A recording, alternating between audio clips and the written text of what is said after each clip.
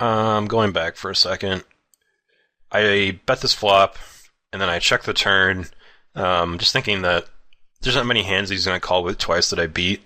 Maybe occasionally like a hand like ace 10 or something, but I think the problem is in these hypers is that most people 3-bet like those type of strong hands, so I basically put him on a hand like king queen, then he's not going to be calling again.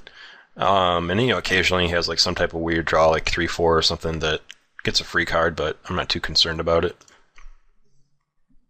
And then I decide that I have the best hand often enough, and maybe he gets curious with like a 2 or something that it's worth betting, but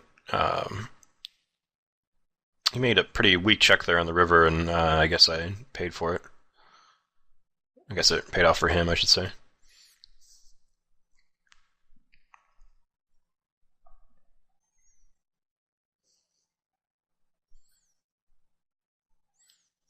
Just in terms of a very like generic default strategy in these, in terms of shoving, is if you have a Nash chart, and you think somebody's a little bit looser, then shove a little bit looser than Nash, and if you think they're tighter, then shove wider. And then obviously if they're a regular whatever, just use Nash itself. But it's kind of a good guide if you're just starting off on how to play these guys. And I like raising a lot when I first start off, and this guy only has an 11% 3-bet. Of course, as soon as I say that, he jams all in, but with an 11% 3-bet over 28 hands, I think that basically concludes that he's not like a total spaz. And so I think raising those hands is still going to be plus EV. And one problem so far is that he's not folding the flop. I'm not sure how many opportunities that is, but it is 0. So, generally it's going to decrease my raising range.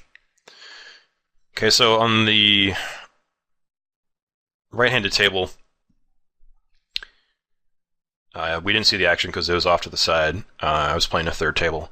But the flop came king, king, 9, and I decided that against this kind of fishy-looking player, things is in all caps, I think he's from like Argentina or something, I decided just to make a little bit more than a min-raise, and basically just force him to call with hands like a 9x, jack 10, queen 10, like ace 5 and stuff like that, and it's easier to build a bigger pot. I feel like when we check call and we check the turn and they check, it's like we never really get paid off big, but I prefer just to try to get them to jam in something like pocket 7s or 9x, or float with all those hands I just mentioned. And so I think we get a little bit more action this way. I wouldn't always check raise, but I think it's a pretty reasonable play here. And when he 3-bets the flop, I mean, there's absolutely no reason to jam. Either he's bluffing, or he has a hand that he's probably going to go with anyway. The only downside is if he has like 10-9, and then like a queen comes on the turn, and like he slows down or folds when we bet again or something or whatever. But I'm not too worried.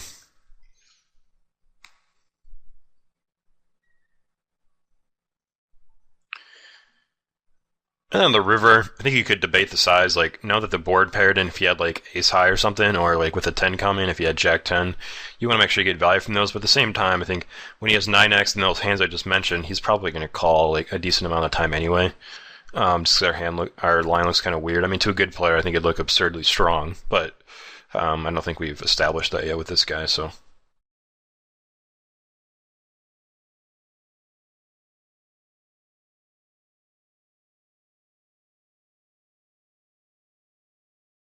And I believe I pulled it up and he had a 9 that he was playing really fast in the flop, so that kind of worked out for us.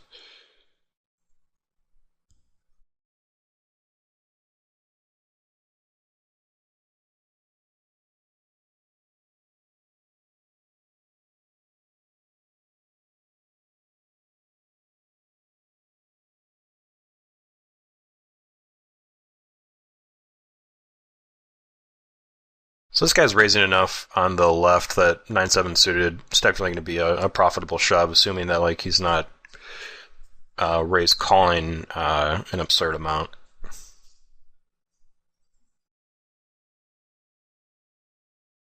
And there's been nothing so far that would indicate that to me. So this guy on the right, a little tough to put him away at this point, but we're trying.